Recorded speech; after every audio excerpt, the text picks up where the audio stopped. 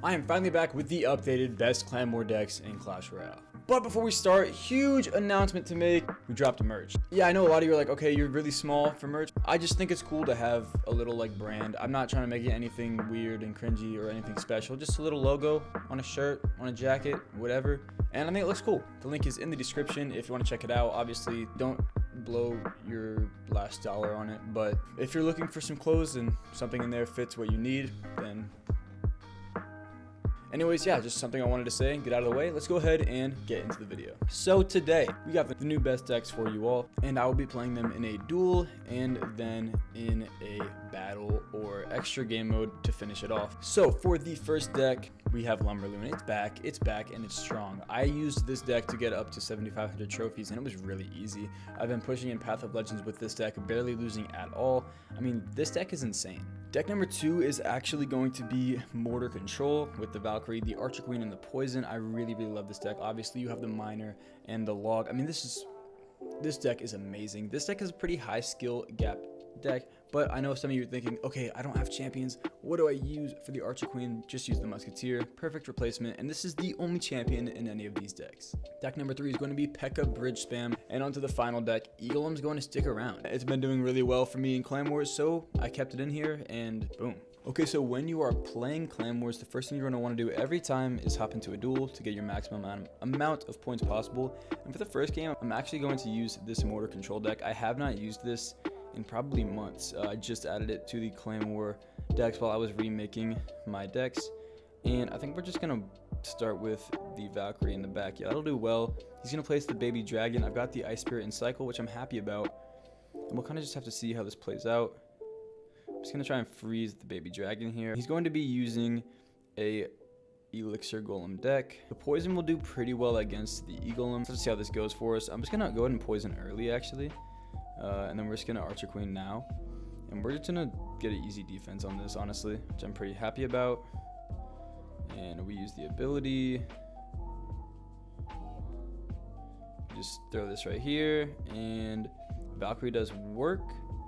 Get the Mortar down. Mortar, I think, one-shots the Princess.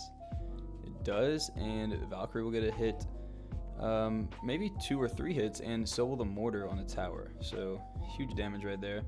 We're just going to go ahead and poison this, throw this down here, and Skeletons might have been a little too early, but that's okay. I'll go ahead and get the Valkyrie down here just to make sure we don't get too much damage on us. It was a really aggressive E-Golem, but E-Golem does way too much damage. Like, look how much damage that does. Like, just, whew, that is rough to deal with. Then we're gonna place the Mortar down. Oh, I meant to Miner behind the tower to drag the whatchamacallit, the Dark Prince, but it actually works out for us. As you can see, we're just gonna do this, poison here. Okay, so at the end of the day, we sold. Okay, so clearly I am still trying to figure out how to use this deck, but not a great demonstration for me, guys, I'll be honest. But I feel like this is, I wanted to try it out for the first time for you guys, just kind of see how I would do with my first time using it. So now my tip would be, if you haven't used the deck, I recommend practicing with it before you go into Clan Wars, unless you don't care about Clan Wars that much, but I assume you do since you're looking up at this video. I'm going to go ahead and Mortar opposite side, put another Valkyrie in front. We're going to see what we can get done here. I'm going to poison on this. And I'm just going to Miner again in the back of this tower. And wait a second. Oh my gosh, we've just made a comeback. Oh my goodness. Oh my goodness. Okay. I have to pay attention. I have to focus up. I didn't really think that I would be able to win this, but he has had interesting plays. Okay, so we're actually going to Mortar here to force something out on his side. We're going to go with an Ice Spirit. And that's exactly what I expected for him to go with the mini Pekka. And now we get a lot of good damage here. Oh my gosh. Look at that damage. That's huge. We're going to actually poison on this. And we will go with the Archer Queen right here. He's going to go with double Elixir Golem. This is going to be interesting. We should get a lot of Elixir from this, though, just farming all of this up. We're going to ability here and eat up this defense. Oh my goodness, that was insane. I don't know why he has clone in this deck. I will take it all day. That's going to be GG. Oh my gosh, we somehow take the win in game 1. This deck is insane. I did not think I'd be able to make a comeback down that much damage, but once again, Guy's playing Eagle. He doesn't know how to play the game. So let's play Eagle. So let's play Eagle and see how this goes. Now, realistically, I'm kind of just trolling by playing Eagle right now. Normally, I would not use Eagle in a normal battle. I'd probably use it in like the ramp up battle in this situation. But I'm like, come on, I got to do it for the culture. He just used Eagle and lost, so I'm going to try and use Eagle and win. Obviously, it's just, you know, I have to. I'm going to actually mirror the battle healer here to defend the bandit. And, you know, I think this is okay. He's used definitely less elixir than me, so we'll have to kind of keep that in mind. But that battle healer is going to do a lot of damage. Not anymore, but it was going to do a lot of damage. Gonna elite barb on like two different sides of the Mega Knight, if you know what I mean, to kind of make sure it can't hit both of the E-barbs at once. And these should actually also take care of the cannon cart. I don't know what the elixir is looking like, but I really am tempted to start a push. I know it is definitely better to just wait for a counter push, so that's what I'm gonna do. For this deck, it is just better to wait for a counter push to make a big push. But since it seems like I'm up elixir, I'm actually gonna push. I'm gonna actually take back everything I just said and let's just go in. Let's just see what happens. We're going to go ahead and drop a rage right here. And rage was a little too early because it doesn't kill the skeletons that drop. Tempted to arrows, but we're not going to. We're going to actually arrows right here. Yeah, I think that was the smart arrows at the end of the day. We have a mirror as well, so we're going to use that. I don't know if that was the play, boys, I'm going to be honest. You live and you learn, and that's what I'm doing right now with this deck. Luckily, this tower is going to somehow stay alive with 5 HP, but it stays alive. Hopefully in double elixir we're going to be able to take over, because that's realistically where you're supposed to take over with this deck, is in double and triple elixir. So let's go ahead and get to it. I think we'll just elite barbs right here, E-drag right here, and I think we just place the battle healer down right here. Yeah, that works. He still has stuff to work on that left side. We're gonna go ahead and drop the rage. And arrows are ready. Drop the arrows. Huge damage being done right now. Huge damage. That might be tower. Huge if we get this tower. Huge, huge, huge, huge. Okay, we get the tower. This is going to be really close. Obviously, we're not going to focus on defending the left side since he has the spell. There it is. We're just going to double E-drag to kind of just eliminate everything on defense right here. Throw down this rage. And I think we should be alright. Realistically, that would make the most sense. And we're going to throw these arrows down now, right here. And you know what? That's okay. We survived, and that's all we really needed to do there because he had a huge elixir advantage. Oh, no, no, no, no, no, no. Oh, the cannon cart in the pocket. I was not expecting it. I'll be honest, I wasn't expecting a good play from him. I'll give it to him. Wasn't expecting the cannon cart in the pocket. But as you can see with that game, I really gave away too much damage early, forcing me to have to make a comeback that I almost did end up making. So, you know, I'm not upset with it. But now we're going to go into the third game with Lumberloon. This is this is the deck I'm best at. So if you actually want to really learn how to play a deck, this is the deck I recommend. But this is the game I recommend focusing on because this deck I understand a lot about. And I would say I'm pretty good with it. So he's going to start with the bar barrel. We're just going to start in response with the bowler. And I'm just going to tornado this Royal goes to the King Tower here. He's going to let us get a couple hits with the bowler, which does more damage than you would think. Like, just did like free 800 damage. We didn't have to work very hard for that. And I'm actually just going to leave this E-drag, which I know a lot of you might be confused about. But I want to conserve the elixir that I have and make sure that he can't build up a big push on this side on the left. And now that he's put down a golem, what we're going to do is just push the other side. He's going to be low on elixir.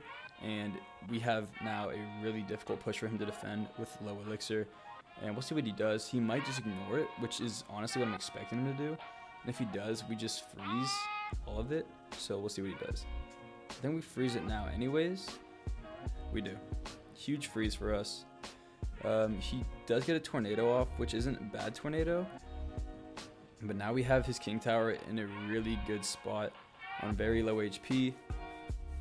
And we can also just kind of take care of this defense as well without taking much damage, putting us in a huge lead going into the rest of the game. I think his E-drag is going to have to do all of the work. He's going to have to rely on his E-drag to stop me from getting literally just like 1 or 2 hits with the balloon to take care of the game. Part of me wants to use my Lumberjack, but I'm actually going to tank this damage here. So I want to save my Lumberjack. Might not be the smart play in the long run. I might just be getting too happy with trying to get this, what's it called? 3 crown, but it's okay. It should be okay, I hope. We're just going to freeze this because I just want to make sure we get this defense down, and we do. Now we want to save our bowler because he has those E-barbs, and we're actually going to put a little pressure in so he has to respond. And oh, I did not mean to do that, but we're going to tornado this to secure the win. And yeah, we just needed 1 hit with the balloon realistically. Got the dub, got the 3 crown. There's a lot going on there. I'm trying to get better at commentating my games. Not quite there yet, but I did my best. So we won 2, lost 1 in the duel, leaving us with 600 points, but we still have 1 more deck, and that's going to be Pekka Bridge Spam. I will say this deck I've never gotten really good at. I'm gonna use it in the ramp up battle because, you know, I find these extra game modes fun to do. And like, I understand the deck, I just for some reason don't win with it that much. And so that's why I'm gonna win with it right here and show you guys why I'm actually the GOAT. But I do think it's a really good Clan War deck in general. I know I say I don't do good with it, but and you're like, well, why do you still put it in your videos then? It's because I see so many people do well with it. So I'm like, it has to just be me. I just have to figure out how to use it better, I guess. Even though I'm pretty sure I understand it well, I don't know. But you know, this is a good start for us. We got a Pekka and a Magic Archer down going towards his tower. We're just gonna, you know, pressure the opposite lane with the World Ghost. And he's got the Inferno Dragon, so it's kind of unfortunate, mainly just because like we couldn't have the Electro Wizard down in time. Hopefully our Magic Archer stays alive. It doesn't. In fact, the Inferno Dragon just doesn't die at all. So we're gonna have to, like, I don't even know, do this or something. I really don't know the best way to defend. Like, I don't know all the great interactions with this deck, but you know, we do what we can. I'm just gonna battle ram over here, keep some pressure, force him to split pressure because he wants to just push down this one side right now. We're gonna Pekka now to take care of that Mega Knight in the future. Hopefully the Pekka's, I don't know if the Pekka's gonna get there. That might have been bad placement from us, but you know, we're just gonna have to deal with it because at this point that's all we can really do. We're gonna fireball this actually. Does he have Witch and Mother Witch? He does. Okay, that's very interesting to say the least. I'm just gonna Magic Archer this, honestly. I think that'll do well. Yeah, it does. We should have definitely saved our E-Wiz or done something for this. Very unfortunate what just happened there as well. He's using an E-Golem deck. It's just so confusing to me right now what's really going on. But, you know, I'm trying to figure out what to do. I think at the end of the day, I just need to learn more interactions with this deck, and it'll turn out better. Okay. We're going to throw a Pekka down, throw an Electro Wizard down, throw a Mortar down, and then Fireball on this. Okay, so I'm horrible at the game, which is what we've probably already all knew. But you know, we're trying our best. And you know, for me, my best just does not seem to be enough right now. I'll be honest. But you know, it happens. It happens. Can I keep the tower alive? Is the question. No. No, I cannot. Look, I'm gonna just be genuine. I'm keeping up the games in the video that I lost because it's a good learning point. Like, obviously, like, yeah, it's helpful to see people that know what they're doing, but I'm just making an excuse for losing, maybe, but I also think it's good to see someone make mistakes with the deck so you can kind of notice, okay, what could have I done differently if I was using the deck. So, you know, that's obviously what I was doing.